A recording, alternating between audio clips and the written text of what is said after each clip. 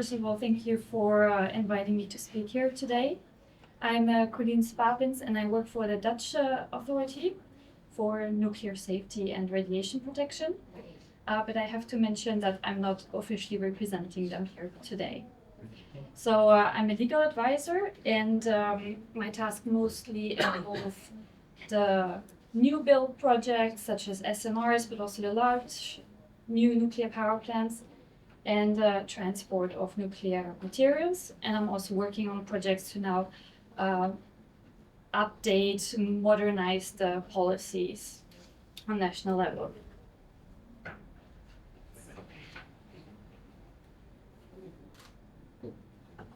So I'm going to go through all the questions that were given to me today. So I will start by giving an overview of the nuclear energy sector in the Netherlands and the ambitions of the Dutch government. I will introduce the authority where I work for and the national legislation and licensing process.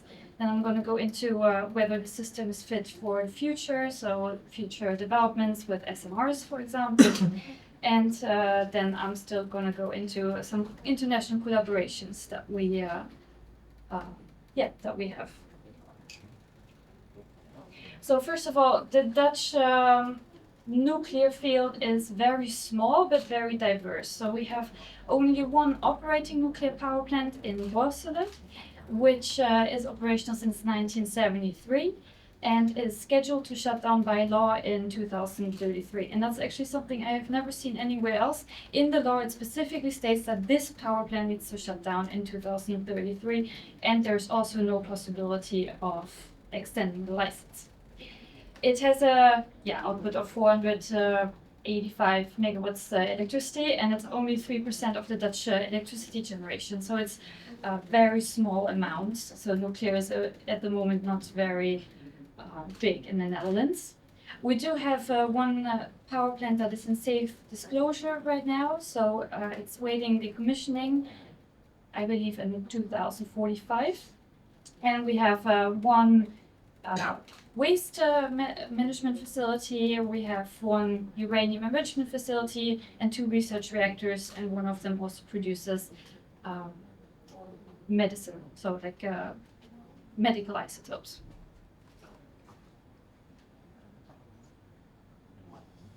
So in 1994, the Dutch parliament decided to phase out nuclear energy. And in 2003, this decision was reversed. In 2003, they pushed it back, and in 2005, they decided to abandon the nuclear phase out. In 2010, it was first when the government said that would be willing to issue new licenses for nuclear power plants. And in 2021, the new Dutch government actually made a commitment to build 2 new nuclear power plants. And this government was replaced now by the new government, which added another 2 large-scale nuclear power plants. So there are plans right now to build 4 new large-scale nuclear power plants by 2040. And that's one of the ambitions of the Dutch government. On top of that, they would like to invest more in the research and development of SMRs. So there are a lot of Dutch companies that are interested in deploying these as well. And they would like to extend the operation of the Borselen nuclear power plant. So they're looking into long-term operation possibilities right now, and that includes the need for amending the Nuclear Energy Act, where it states that it needs to shut down.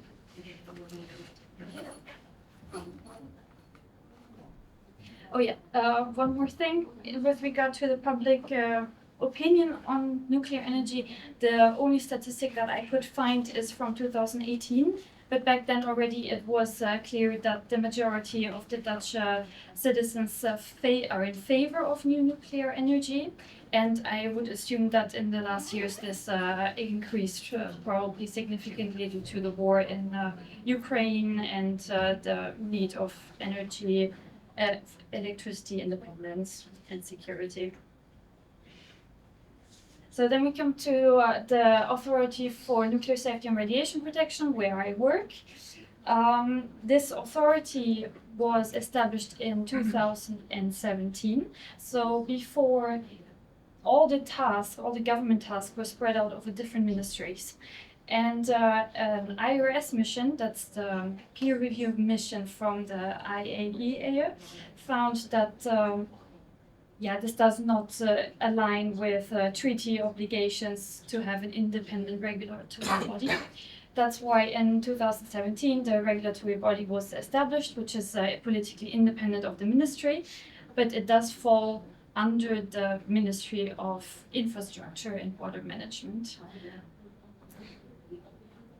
And the main tasks include policy and law advisement, also to the ministry, because most of the expertise is in our authority, licensing, oversight and enforcement, emergency preparedness, international collaboration, public communication, research and development. And what is interesting about our regulator is that it doesn't, so internationally what you see a lot is that regulators are only responsible for nuclear safety, for example.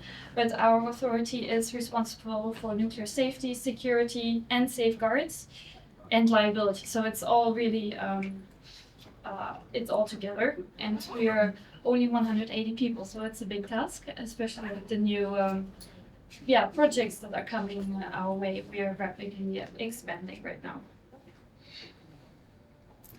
So this is the legal framework for licensing nuclear power plants in the Netherlands.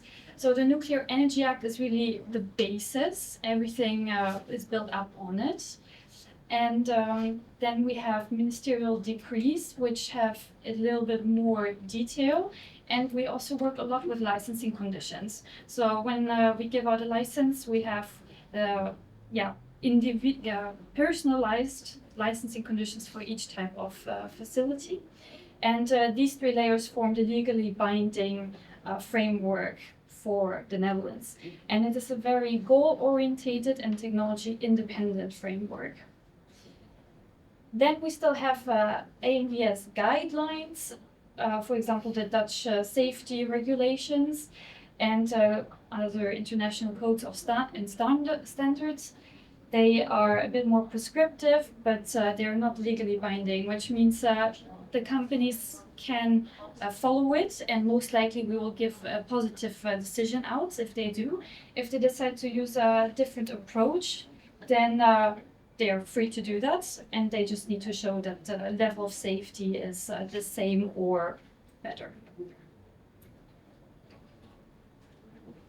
So the question is, of course, with the new technological developments, whether the deployment and the deployment of SMRs, whether this legal framework for licensing right now is fit for the future.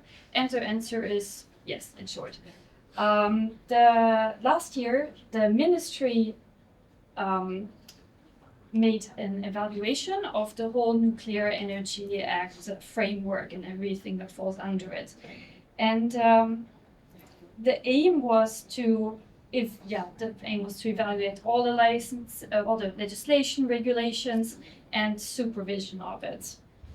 And the conclusion was basically that there are no major issues. However, there are no major issues. The objective nature of the assessment criteria guarantees nuclear safety, and because it's technologically independent, it can be widely applicable for new kinds of technologies as well.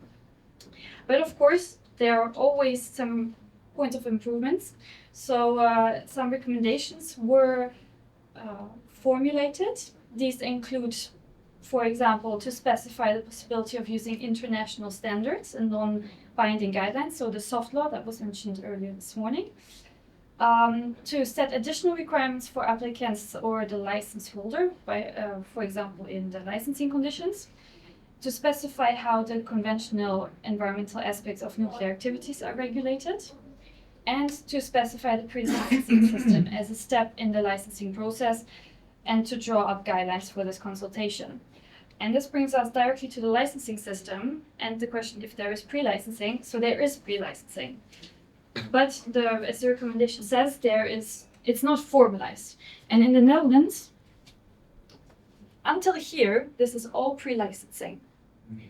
So the goal is that all the documents that are important for the actual licensing procedure later are finalized before, and we as regulators can give our input already so that we make sure it's complete and that the licensing process afterwards can go very smoothly and quickly, because this is only 6 months. So the pre-licensing process can really take years. And this is, the problem is right now that it's not formalized, and I know that the project's going on right now to change that and to implement a recommendation from the legal evaluation of the system. And I'm not going to go too much into detail into the documents that are necessary. I think Boris gave a really nice introduction of that. So there is the environmental impact assessment and the SEA that you mentioned is also part of this. So yeah.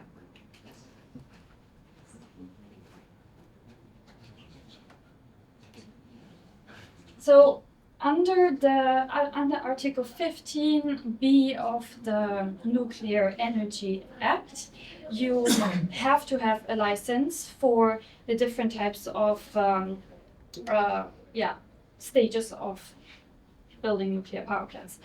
And that's, I think, the same as in a lot of countries. So you need a license for the establishment of the nuclear power plants, and this includes the location, the design, and the construction. Then you have a commissioning license and a license to be allowed to start operations. And these are two separate licenses, and in practice they're often granted at the same time. Then you need a license if you want to change something within the installation during the lifetime, and then of course in the end for the decommissioning and dismantling.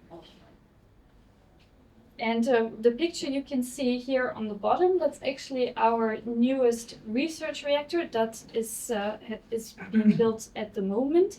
It's going to replace the other research reactor, and it will produce the medical isotopes as well.